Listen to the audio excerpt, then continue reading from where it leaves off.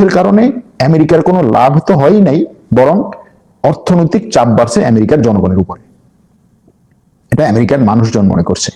আর Trump বলছে আমি এই যুদ্ধে জিতে গেছি। ট্রাম্প বলছে এই যুদ্ধের মাধ্যমে আমরা ইরানকে একেবারে শেষ করে দিয়েছি। ট্রাম্প বলছে এই যুদ্ধ মানে এই সংঘাত আমি শেষ করেছি। এটার মাধ্যমে আমেরিকা সারা বিশ্বকে দেখিয়েছে সে কেমন পরিমাণ শক্ত। এটা নিয়ে আলোচনা করব। তো ইরানের জন্য স্থল বাণিজ্যের পথ খুলে দিয়েছে পাকিস্তান, এটা একটা খবর। ইসরায়েল এবং যুক্তরাষ্ট্রের সাথে যুদ্ধ এবং সমুদ্র বন্দরের অবরোধের মুখে থাকা ইরানের জন্য নিজেদের স্থল বাণিজ্য পথ খুলে দিয়েছে পাকিস্তান। এর ফলে এখন থেকে পাকিস্তানের উপর দিয়ে ইরানের পণ্য পরিবহন বা ট্রানজিট সুবিধা পাবে ইরানের ট্রাকগুলো। তাহলে পাকিস্তানের উপর থেকে ট্রানজিট সুবিধাটা মানে কি? পাকিস্তানের উপর থেকে ট্রানজিট সুবিধা মানে হচ্ছে পাকিস্তানের এই পাশে আর ওই পাশের দেশগুলোর মধ্যে ইরানের ট্রাকগুলো, পণ্যবাহী ট্রাকগুলো যাতায়াত করতে পারবে। পাকিস্তানের এই পাশে কে আছে? ইরান। ওই পাশে কে আছে? চীন। এই পথটা উন্মুক্ত করে দিয়েছে। চীন পাকিস্তান করিডোর ছিল, সেই করিডোরের একটা ব্যাপার আছে এখানে। এটা চীনে ইরানের জন্য হচ্ছে তার এই অবরোধে থাকা অর্থনীতিকে কিছুটা হলেও হাফ ছেড়ে বাঁচতে সাহায্য করবে। কিন্তু প্রশ্ন হচ্ছে, যেই পাকিস্তান আমেরিকার কথায় ইরানকে এই যুদ্ধবিরতি করাতে চেষ্টা করছে, মূলত আমেরিকার জন্য কাজ করছে। আমেরিকার প্রেসিডেন্ট ডোনাল্ড ট্রাম্প গতকালকে বলছেন পাকিস্তানের প্রতি আমার ব্যাপক পরিমাণে ভরসা আছে। পাকিস্তানের প্রধানমন্ত্রী চমৎকার একজন ব্যক্তি, সম্মানিত ব্যক্তি, আমি তাকে সম্মান করি, শ্রদ্ধা করি, ভালোবাসি। তাকে কাছে পেলে আমি হচ্ছে দুই গালে দুটো চুমো দেবো। তারপর হচ্ছে পাকিস্তানের যে ফিল্ড মার্শাল, সে তো আরো বড় ব্যক্তি, তাকে তো আরো উচ্চ স্থানে আমার রাখতে হবে, এরকম কথা তিনি বলেছেন। সেই পাকিস্তান ইরানের জন্য পথ উন্মুক্ত করে দিচ্ছে, যেই ইরানকে ওই আমেরিকা একেবারে তার অর্থনীতির গলা চেপে ধরতে চাইছে। হরমুজ প্রণালী কি বলছে ট্রাম্প? বলছে হরমুজ প্রণালী বন্ধ করে দিয়ে ইরানকে আমি এমন জায়গায় নিতে চাই, ইরান যেন আমার কথায় আমার শর্তগুলো মেনে নেয়। গতকালকে ইরান পাকিস্তানের মাধ্যমে বলছে আমি আমেরিকার কাছে প্রস্তাবগুলো পাঠালাম। ট্রাম্প বলছে এই প্রস্তাব আমি খুশি হই নাই, এই প্রস্তাব আমার ভালো লাগে না, এই প্রস্তাব যথেষ্ট না, নতুন করে আবার প্রস্তাব পাঠাও। ইরান এখনো পর্যন্ত সেটার উপরে নতুন করে প্রস্তাব পাঠান। প্রস্তাব কি? জিনিসটা একটাই, পরমাণু। আমেরিকা বলছে ইরান পরমাণু অস্ত্র ছেড়ে দিবে, পরমাণু নিয়ে কোনো কাজ করবে না, পরমাণু সমৃদ্ধ করবে না, পরমাণু চিন্তা করবে না, সবকিছু বাদ দেবে। এটাই তো। ওকে, ভালো। এখন এই অবস্থায় আমেরিকার যুদ্ধ জাহাজগুলো গত মাসের 13 তারিখ থেকে ইরানে অবরোধ দেওয়া শুরু করে। 13 এপ্রিল থেকে এই পর্যন্ত প্রায় 17-18 দিনের এই অবরোধে সে 45টা জাহাজ ফেরত পাঠিয়েছে, যে তোমরা ইরানে ঢুকতে পারবে না। এখন এই 45টা জাহাজ ফেরত পাঠানোর পরে সে কি করেছে? আর কিছু জাহাজকে তো হচ্ছে ছাড় দিয়েছে। এখন যে সমস্ত জাহাজকে ছাড় দিয়েছে সেই জাহাজগুলোর মধ্যে খুব সম্ভবত কিছু কিছু জাহাজ ইরানের কাছে অনুমতি নিয়ে, খুব সম্ভবত না, সবগুলো জাহাজ ইরানের কাছে অনুমতি নিয়ে হরমুজ প্রণালী পার হয়েছে। তারপরে হচ্ছে হরমুজ প্রণালী পার হওয়ার পরে সেকেন্ড চেকপোস্ট হচ্ছে, ফার্স্ট চেকপোস্ট হচ্ছে হরমুজ প্রণালী, যেটা ইরান কন্ট্রোল করছে। এরপরে সেকেন্ড চেকপোস্ট হচ্ছে ওমান উপসাগরে, যেটা আমেরিকা কন্ট্রোল করছে। তো ফার্স্ট চেকপোস্ট পার হয়ে আসলেন, সেখানে টাকা দিয়ে আসলেন, বা হচ্ছে যেভাবে হোক সেখান থেকে পার হয়ে আসলেন। দ্বিতীয় চেকপোস্টে আমেরিকা, সে বলছে কি করছো, এখান থেকে কেমনে আসছো? ওদের কাছে আমার একটা সমঝোতা হয়েছে। কি সমঝোতা হয়েছে? টাকা দিছো নাকি? এখন কিছু কিছু দেশ বলছে টাকা দিচ্ছে, ইরানের কাছে টাকা দিচ্ছে, তোমাকে আমি যেতে দেবো না। এখন আমেরিকা বলছে ইরানের কাছে টাকা দিয়ে যদি কোনো জাহাজ আসে সেই জাহাজকে আমি যেতে দেবো না। এখন জাহাজগুলো বলছে কি, যে ঠিক আছে ইরানের কাছে আমি টাকা দেবো না, কি দেবো? ক্রিপ্টো দেবো। ক্রিপ্টো কোন কোম্পানির উপর দিয়ে দেবা? আমেরিকার কথা হচ্ছে আমি সেই কোম্পানিতে নিষেধাজ্ঞা দেবো। তাহলে আমি ক্রিপ্টো দেবো না, কি দেবো?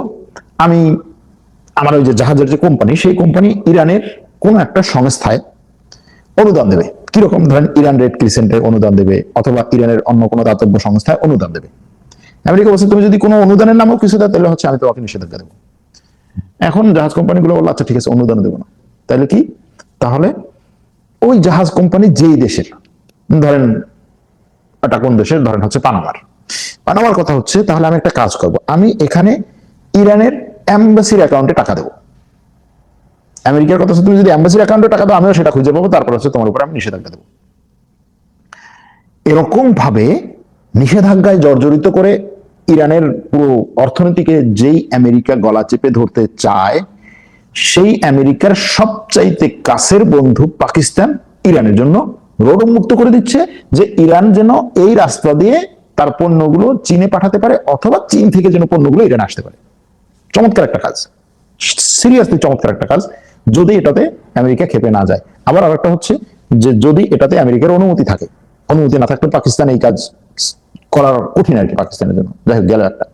দ্বিতীয়টা হচ্ছে এই যুদ্ধে, আমেরিকা ইরান যুদ্ধে মধ্যপ্রাচ্যের সবগুলো দেশের ব্যাপক পরিমাণে সামরিক ক্ষয়ক্ষতি হয়েছে, ব্যাপক পরিমাণে হয়েছে। সবচেয়ে বেশি হয়েছে মধ্যপ্রাচ্যের এই দেশগুলোতে থাকা আমেরিকার ঘাঁটিগুলো। এটা সিএনএন অন্যান্য আমেরিকান গণমাধ্যমগুলো প্রচার করেছে যে এই যুদ্ধে আমেরিকার ওইসব অঞ্চলে থাকা, ওইসব দেশে থাকা, মধ্যপ্রাচ্যের কাতার, কুয়েত, সৌদি আরব, সংযুক্ত আরব আমিরাত, বাহরাইন, এইসব দেশে থাকা আমেরিকার ঘাঁটিগুলোর ব্যাপক পরিমাণে ক্ষয়ক্ষতি হয়েছে। এমনকি কিছু কিছু আমেরিকান কর্মকর্তাদের উদ্ধৃতি দিয়ে সিএনএন ইন্টারন্যাশনাল বলছে যে তারা প্রত্যাশাই করে নাই যে ইরান এত দ্রুত এত বেশি ক্ষয়ক্ষতি তাদের ঘটাতে পারবে। গেল সেটা, আমেরিকার নিজের অস্ত্র ক্ষয়ক্ষতি হয়েছে, ঠিক আছে, আমি আবার নিজের অস্ত্র নিয়ে আসবো, ভালো কথা। কিন্তু এই 7 দিন পরে, 2 মাস হয়ে গেল, 2 মাস পরে আমেরিকা কি করছে? মধ্যপ্রাচ্যের এই দেশগুলোর কাছে সে 500 কোটি ডলার, 500 কোটি ডলারের অস্ত্র বিক্রির চুক্তি করেছে, অনুমোদন দিয়েছে। 500 কোটি ডলার টাকা, 500 কোটি ডলারের অস্ত্র বিক্রির অনুমোদন দিয়েছে। এখন এই 500 কোটি ডলারের অস্ত্র বিক্রির যে অনুমোদন দিয়েছে, এই অস্ত্রগুলো কে কে কিনবে, কে কতটুকু কিনবে? দেখেন, কাতার সবচাইতে বড় বিক্রেতা। কাতার বলছে আমি 4 বিলিয়ন ডলার, অর্থাৎ এই 5 বিলিয়ন ডলার বা 500 কোটি ডলারের যে অস্ত্র বিক্রির অনুমোদন দিয়েছে, তার 4 বিলিয়ন বা 400 কোটি ডলারই হচ্ছে কাতার। কাতার কিনবে এই অস্ত্র, আমার দরকার। গুড, ভালো কথা। এর মধ্যে আছে হচ্ছে মার্কিন প্যাট্রিয়ট ক্ষেপণাস্ত্র ব্যবস্থা এবং অন্যান্য কিছু অস্ত্রশস্ত্র। এরপরে হচ্ছে ইসরায়েল। ইসরায়েল বলছে আমি 1 বিলিয়ন ডলারের অস্ত্র কিনবো। কত হইল? 4 বিলিয়ন আর 1 বিলিয়ন, 400 কোটি আর 100 কোটি, 500 কোটি হয়ে গেল না? হইলো। এছাড়াও আরো অল্প কিছু, মানে কয়েক মিলিয়ন ডলার, এগুলো হচ্ছে সংযুক্ত আরব আমিরাত এবং অন্যান্য আরব দেশগুলো, এরা কিনছে।